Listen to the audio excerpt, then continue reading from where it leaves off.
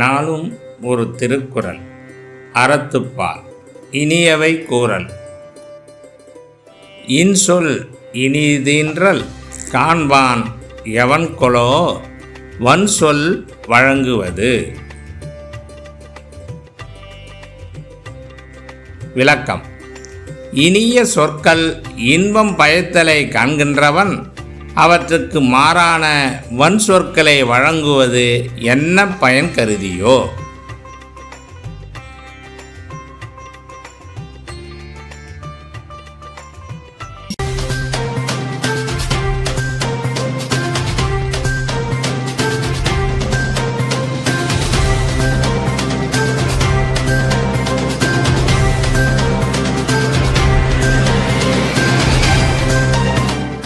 வணக்கம். இன்றைய முக்கிய செய்திகள். சிறையில் கைதிகளுக்கு செல்போன் கொடுத்து உதவிய காவலர்கள் இடமாற்றம். ஆளுநர் அதிரடி நடவடிக்கை.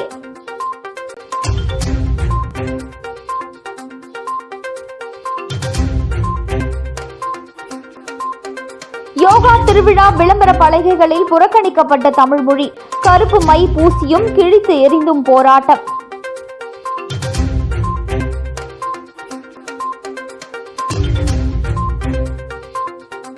புதுச்சேரி நகராட்சியில் பணியின் பொழுது இறந்தவர்களின் வாரிசுதாரர்களுக்கு விரைவில் பணி. முதலமைச்சர் ரங்கசாமி அறிவிப்பு.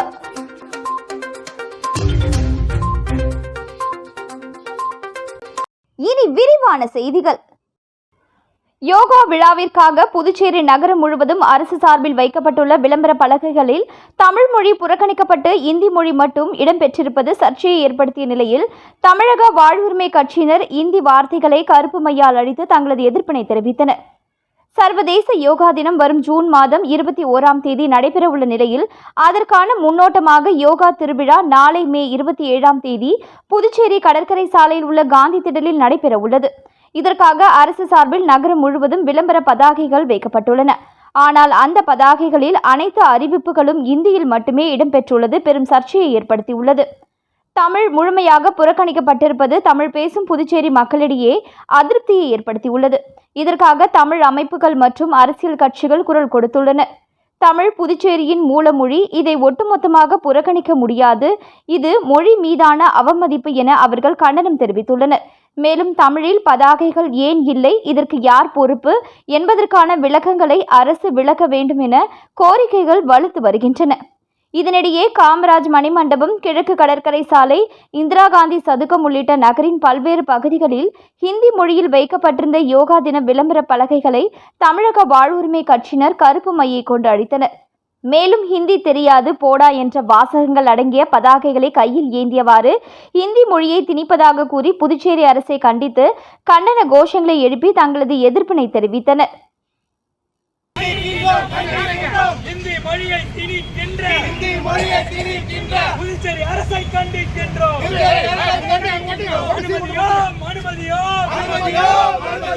புதுச்சேரியில் இந்தி மொழியை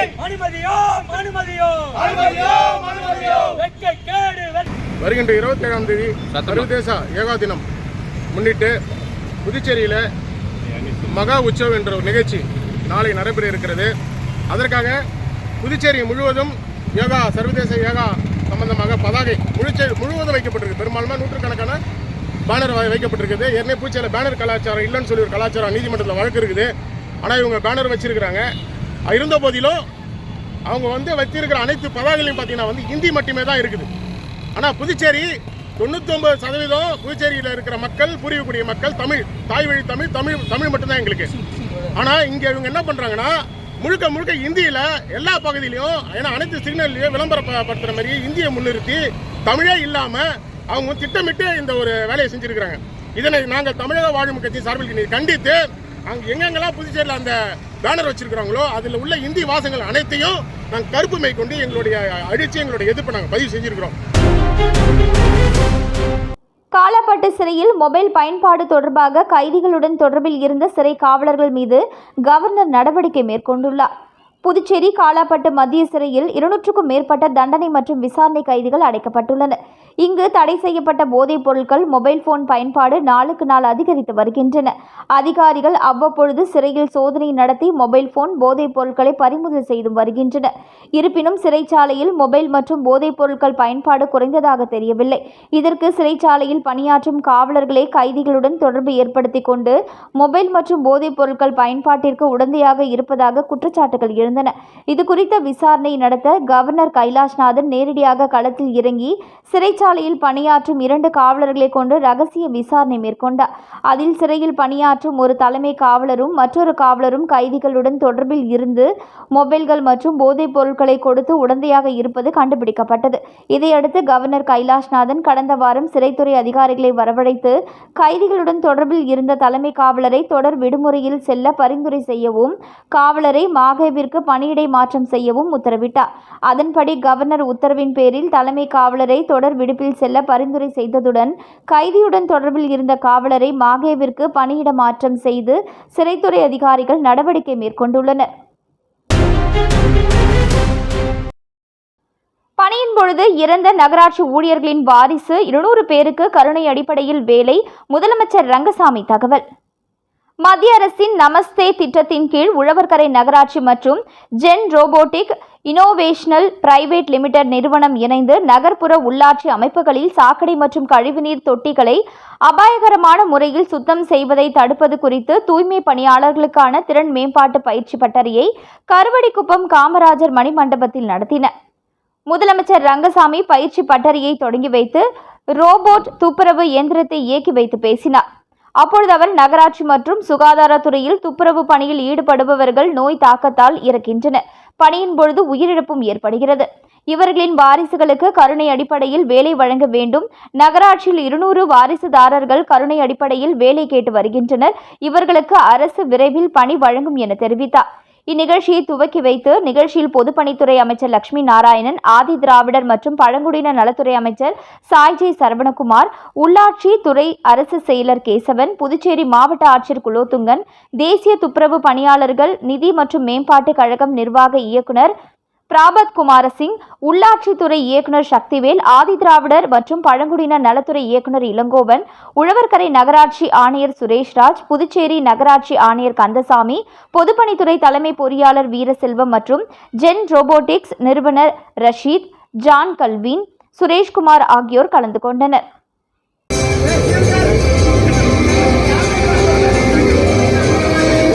கொம்யூன் பஞ்சாயத்துலாம் பணியாற்றுவாங்க. அவங்களுக்கு அந்த சானிடரி துப்புரவு செய்கிறவங்களுக்கு வயது மேலே குறைவாக இருக்கும்போது இன்னும் தெரில, நிறைய பேர் இறந்துருவாங்க. ஒரு சின்ன விஷயம் பார்க்குற நிறைய பேர் இறந்துட்டு இருப்பாங்க. நீங்கள் கம்பாஷனேட் அப்பாயின்மெண்ட் கேட்பாங்க, கருணை அடிப்படையில் வேலை கொடுன்னு கேட்பாங்க. அந்த குடும்பத்தை சாதனம் பண்ணி எந்த பணியாக இருப்பாங்க அவங்க தான் அதிகமாக இருப்பாங்க. அதனால் நான் சொல்கிறது என்னன்னு சொன்னால், அந்த நகராட்சி பஞ்சாயத்து வேலை செய்கிற பணியாளர்கள், துப்புரவு பணியாளர்கள் அந்த பணியாற்றுறவர் இறந்து விட்டால் உடனடியாக அவங்களுக்கு வேலை கொடுக்கணும், கருணை அடிப்படையில் கொடுக்கணும். அதே மாதிரி மருத்துவமனையில் அது மாதிரி இருக்கும். சுத்தம் செய்கிற பணியில் இருக்கவங்களுக்கு நோய் தாக்குதல் அதிகமாக இருக்கும், சீக்கிரம் இறந்துடுவாங்க. இப்போ நாங்கள் நகராட்சியில் உங்களுக்கு நிறைய பேருக்கு கருணை அடிப்படையில் பணி கொடுத்துருக்கோம். இந்த அரசு பொறுப்பேற்ற பிறகு கொடுத்துருக்கோம். இப்போ கூட நம்முடைய புதுச்சேரி நகராட்சியில் கொடுக்க போகிறோம். எத்தனை பேர் இந்த பணிக்கு விண்ணப்பித்து இருக்காங்க கருணை அடிப்படையில் கேட்டிருக்கோம். அது உடனடியாக அவங்களுக்கு கொடுக்க போகிறோம். ஏன் சொல்ல, புதுச்சேரி நகராட்சி பணியாற்றி இறந்தவர்கள் குடும்பத்தை சார்ந்த வாரிசுதாரர்களுக்கு உடனடியாக வேலை வழங்கப்படும் என்பதை நேற்று நான் உங்களுக்கு தெரிவித்துக் கொள்கிறேன். இன்னும் கொஞ்சம் 170 பேர் 200 பேர் இருப்பாங்கன்னு நினைக்கிறேன்.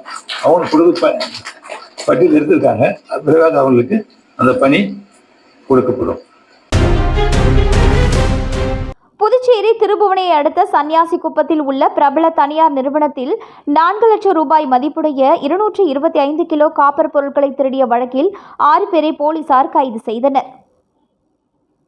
திருபுவனை அடுத்த சன்னியாசிக்குப்பத்தில் உள்ள பிரபல தனியார் நிறுவனம் உள்ளது. கடந்த 2024ஆம் ஆண்டு ஆகஸ்ட் மாதம் 15ஆம் தேதி மர்ம ஆசாமிகள் கம்பெனிக்குள் புகுந்து அங்கிருந்த சிசிடிவி கண்காணிப்பு கேமராக்களை உடைத்து தலா 25 கிலோ எடை கொண்ட 12 பிளாஸ்டிக் கேன்களில் இருந்த 225 கிலோ எடை கொண்ட காப்பர் பொருட்களை திருடிச் சென்றனர். இதுகுறித்து கம்பெனியில் மனிதவள மேலாளர் ஹரிஹரன் கொடுத்த புகாரின் பேரில் திருபுவனை போலீசார் வழக்கு பதிவு செய்து குற்றவாளிகளை தேடி வந்தனர். இந்த நிலையில் நேற்று முன்தினம் Thirubuvanai police sub inspector Kathiresan தலைமையில் போலீசார் களித்தீர்த்தால் குப்பம் ஆண்டியார்பாளையம் சாலையில் 4 முனை சந்திப்பில் வாகன சோதனையில் ஈடுபட்டிருந்தனர். அப்பொழுது அவ்வழியாக கொண்ட வண்டியை நிறுத்தி சோதனை செய்தனர். அதில் டிரைவர் உட்பட 3 பேர் இருந்தனர். வண்டியில் பிளாஸ்டிக் கேனில் 25 கிலோ எடை கொண்ட காப்பர் பொருட்கள் இருந்தது கண்டுபிடிக்கப்பட்டது. அதற்கு எந்த ஆவணமும் இல்லை. விசாரணையில் அவர்கள் திருபுவனைப்பாளையம் தன்ராஜ் நகரை சேர்ந்த உசேன் மகன் மன்சூர் அலிகான் என்பதும், அதில் பயணம் செய்தவர்கள் கரியமாணிக்கம் பழைய காலனி வெள்ளிக்கண்ணு மகன் தினகரன், அதே பகுதியை சேர்ந்த திருமலை மகன் திவன் என்பதும், காப்பர் பவுடரை கடந்த 2024ஆம் ஆண்டு ஆகஸ்ட் மாதம் 15ஆம் தேதி சன்னியாசிக்குப்பம் தனியார் கம்பெனியில் திருடியதையும் ஒப்புக்கொண்டனர். மேலும் இதில் தொடர்புடைய கம்பெனியில் லோடு மேன்கள் ராம்பாக்கத்தை சேர்ந்த கபாலி, அதே பகுதியை சேர்ந்த அங்காளன் மற்றும் வில்லியனூரை சேர்ந்த பழைய இரும்பு வியாபாரி பாபு என்கிற சுலைமான் ஆகிய மொத்தம் 6 பேரை கைது செய்து அவர்களிடம் இருந்து 2,49,000 ரூபாய் ரொக்கம், திருட்டுக்கு பயன்படுத்திய வண்டி மற்றும் ஒரு மொபைல் போன் ஆகியவற்றை போலீசார் பறிமுதல் செய்தனர். இதையடுத்து 6 பேரையும் புதுச்சேரி கோர்ட்டில் ஆஜர்படுத்தி சிறையில் அடைத்தனர்.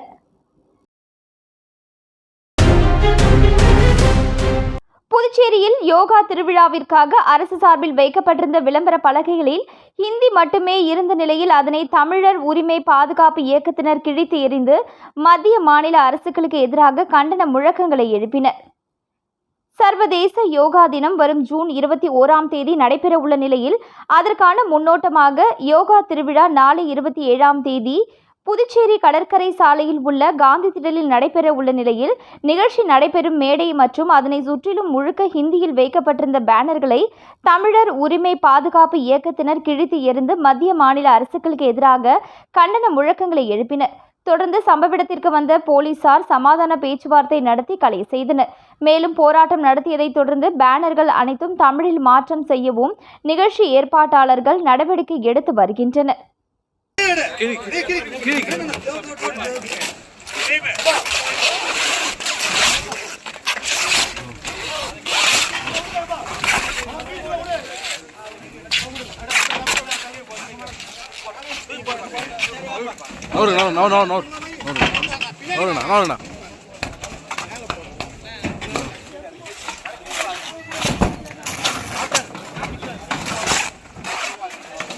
கொஞ்சம் சைடில்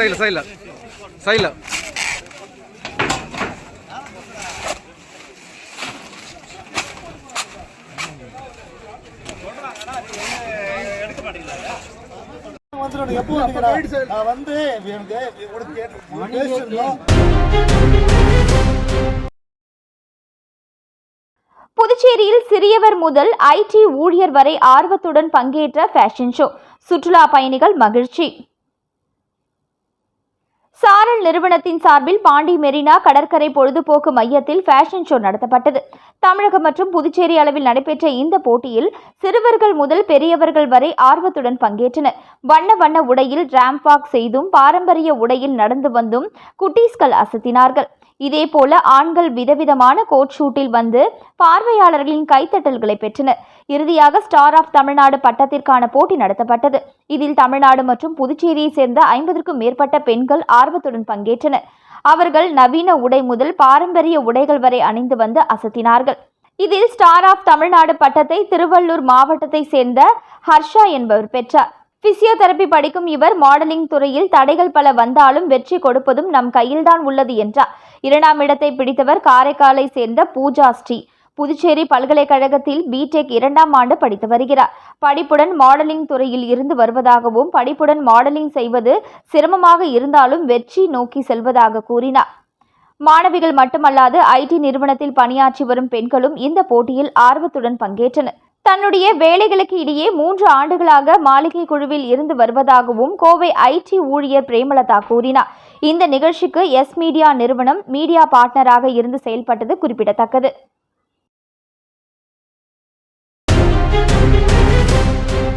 புதுச்சேரி குருமாம்பேட் பகுதியில் எழுந்தருளி உள்ள ஸ்ரீ மகா சாம்ராஜ்ய லலிதாம்பிகை ஸ்ரீ யோகமாயா லலிதாம்பிகை ஆலயத்தில் வைகாசி அமாவாசையை முன்னிட்டு அம்மனுக்கு மகா அபிஷேகம் மற்றும் மகா தீபாராதனை நடைபெற்றது. இதில் திரளான பக்தர்கள் பங்கேற்று அம்மனை வழிபட்டு சென்றனர். புதுச்சேரி குருமாம்பேட் பகுதியில் அமைந்துள்ளது ஸ்ரீ மகா சாம்ராஜ்ய லலிதாம்பிகை மற்றும் ஸ்ரீ யோக மாயா லலிதாம்பிகை திருக்கோவில். இந்த திருக்கோவிலில் வைகாசி அமாவாசையை முன்னிட்டு ஸ்ரீ லலிதா மகா யாகம் நடைபெற்றது. தொடர்ந்து லலிதா மற்றும் ஸ்ரீ யோக மாயா லலிதாம்பிகைக்கு பால், தயிர், சந்தனம், திருநீர், திருமஞ்சனம், குங்குமம் உள்ளிட்ட பல்வேறு வாசனை திரவியங்கள் கொண்டு மகா அபிஷேகம் செய்யப்பட்டு தொடர்ந்து யாகசாலையில் வைக்கப்பட்ட கலச நீரால் அம்மனுக்கு சிறப்பு அபிஷேகம் செய்யப்பட்டது. மேலும் பச்சை பட்டுடுத்தி, எலுமிச்சை பழங்கள் மற்றும் மலர்களால் அலங்கரிக்கப்பட்ட அம்மனுக்கு சோடச தீபாராதனைகள் காட்டப்பட்டது. தொடர்ந்து ஸ்ரீ மகா சாம்ராஜ்ய லலிதா மற்றும் ஸ்ரீ யோக மாயா லலிதாம்பிகைக்கு சகசரநாமம் பாடப்பட்டு மகா தீபாராதனை காட்டப்பட்டது. இதில் பக்தர்கள் பலரும் கலந்து கொண்டு லலிதாம்பிகை அம்மனை வழிபட்டு சென்றனர். இதற்கான ஏற்பாடுகளை ஆலய நிர்வாகி மகேஸ்வர சுவாஸ்திரிகள் மற்றும் பக்தர்கள் சிறப்பாக செய்திருந்தனர்.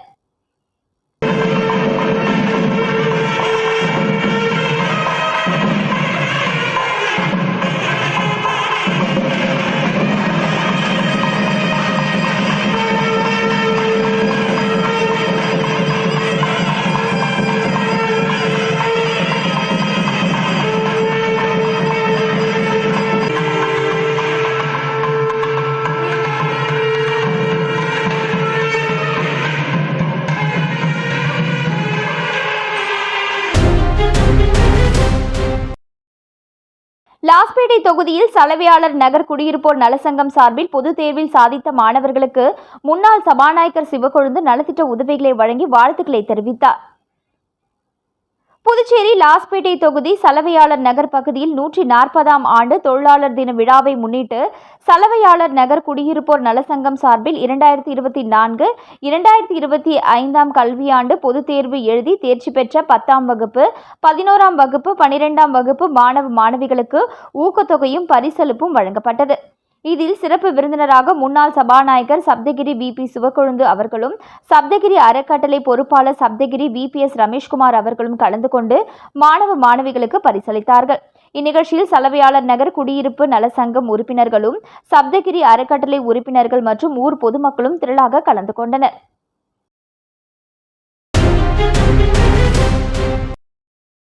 புதுவை ஐயங்குட்டி பாளையத்தில் அமைந்துள்ள மார்க்கண்டேயர் திருமடம் சார்பாக புதுவை ஆதீனம் முனைவர் ஸ்ரீ சந்திரசேகர சுவாமி அவர்கள் 8ஆம் ஆண்டாக ஞாயிற்றுக்கிழமை அன்று புதுவை சித்தருடன் ஒரு நாள் என்ற ஊர்வலம் நடந்தது.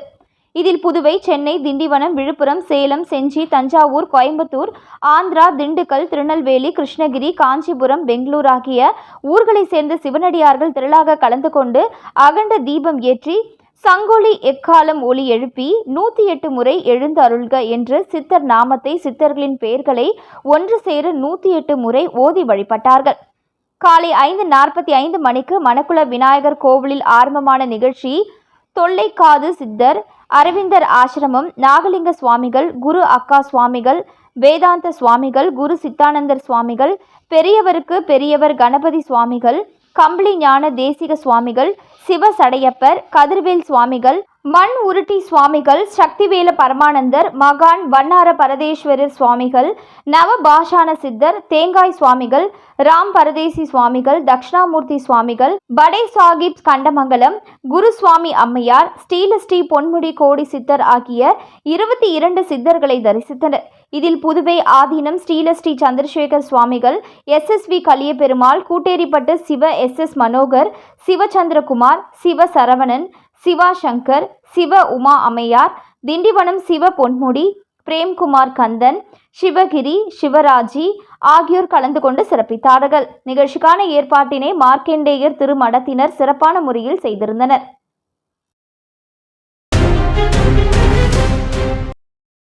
நெட்டப்பாக்கம் அருகே உள்ள மடுகரை ராமமூர்த்தி அரசு உயர்நிலைப் பள்ளியை சேர்ந்த மாணவர்கள் 28 வருடங்கள் கழித்து மீண்டும் பள்ளியில் சந்திக்கும் நிகழ்ச்சி பள்ளி வளாகத்தில் நடைபெற்றது.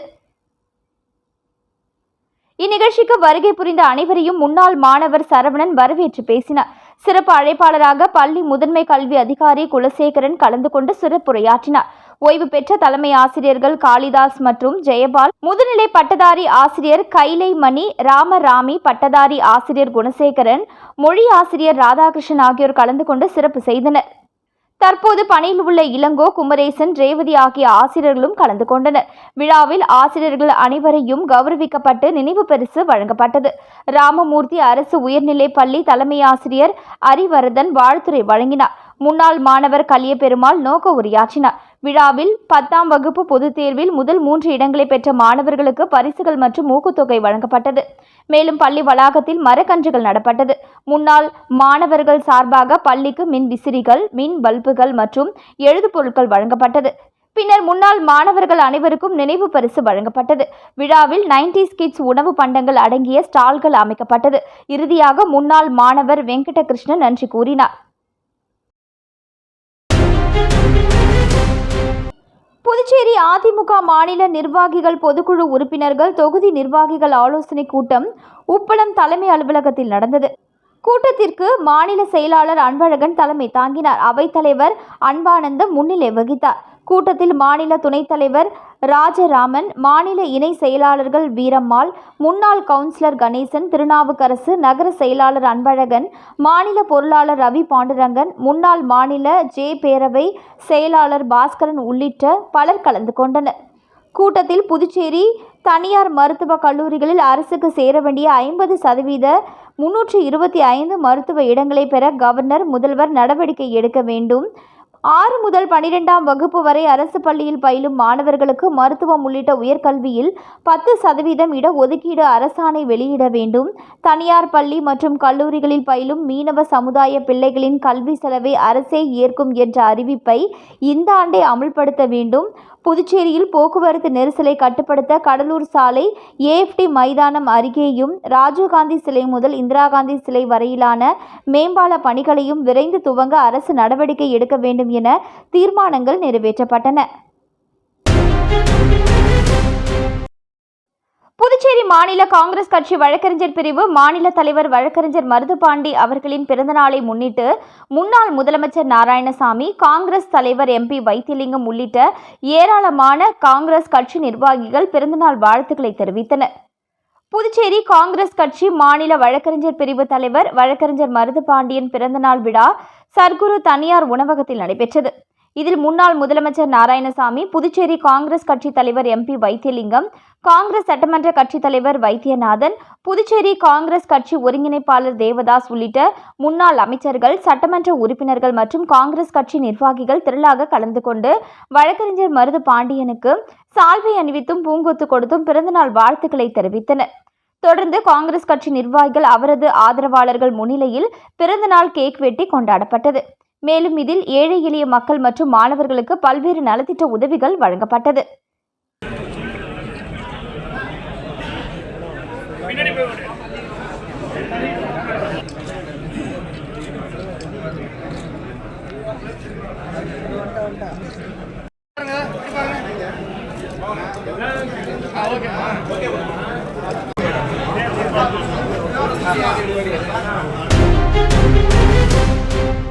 புதுச்சேரி முத்தியால்பேட்டை தொகுதி வட்டார காங்கிரஸ் சார்பில் பல்வேறு கோரிக்கைகளை வலியுறுத்தி நடைபெற்ற நடைப்பயணத்தை முன்னாள் முதலமைச்சர் நாராயணசாமி, மாநில காங்கிரஸ் தலைவர் MP வைத்திலிங்கம் ஆகியோர் துவக்கி வைத்தனர்.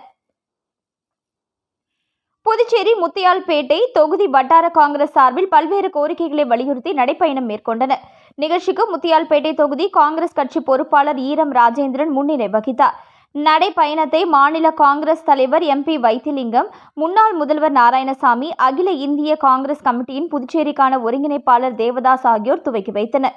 முன்னாள் அரசு கொறடா அனந்தராமன், மாநில காங்கிரஸ் கட்சி செயலாளர் சரவணன், வழக்கறிஞர் அணி தலைவர் மருது பாண்டியன், முன்னாள் கவுன்சிலர் குமரன் உட்பட பலர் பங்கேற்றனர். காங்கிரஸ் மாவட்ட வட்டார நிர்வாகிகள், முன்னணி அமைப்புகள் உள்ளிட்ட பலர் கலந்து கொண்டனர். முத்தியால்பேட்டை மார்க்கெட் அருகில் தொடங்கிய நடைப்பயணத்தில் சுத்தமான குடிநீர், பொது மற்றும் தனியார் பொது கழிப்பிடம் மேம்படுத்துதல், சாலைகளை பழுது நீக்க வேண்டும், ஆரம்ப சுகாதார மேம்பாடு, அரசு பள்ளிகளில் கல்வி தரத்தை உயர்த்த வேண்டும், இளைஞர்களுக்கு தொழிற்கல்வி வாய்ப்பு, குறைந்த வருமானம் உள்ளவர்களுக்கு குறைந்த விலையில் வீடுகள், வீட்டுமனை பட்டா இல்லாதவர்களுக்கு வீட்டுமனை பட்டா, தொகுதி முழுவதும் மழைநீர் வடிகால் வாய்க்கால் அமைப்பது, மீனவர்களுக்கு தூண்டில் முள் வளைவு அமைத்து தருவது, பசுமை இடங்களை பாதுகாப்பது, சமூக நல்லிணக்கத்தை மேம்படுத்துவது, தொகுதி முழுவதும் சுழற்சி முறையில் மருத்துவ முகாம் நடத்த வேண்டும் உள்ளிட்ட 26 கோரிக்கைகளை வலியுறுத்தி நடைப்பயணம் மேற்கொண்டனர்.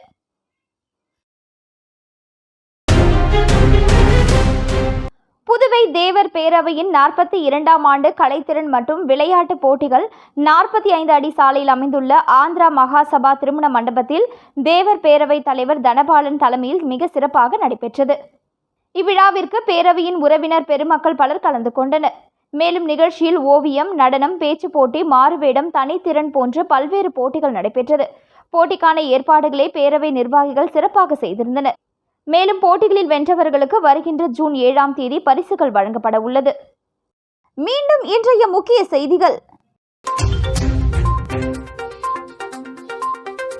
சிறையில் கைதிகளுக்கு செல்போன் கொடுத்து உதவிய காவலர்கள் இடமாற்றம், ஆளுநர் அதிரடி நடவடிக்கை.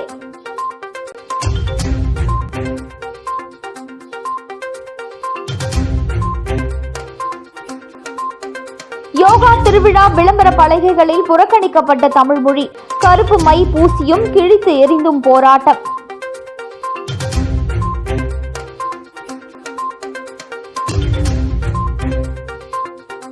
புதுச்சேரி நகராட்சியில் பணியின் பொழுது இறந்தவர்களின் வாரிசுதாரர்களுக்கு விரைவில் பணி, முதலமைச்சர் ரங்கசாமி அறிவிப்பு.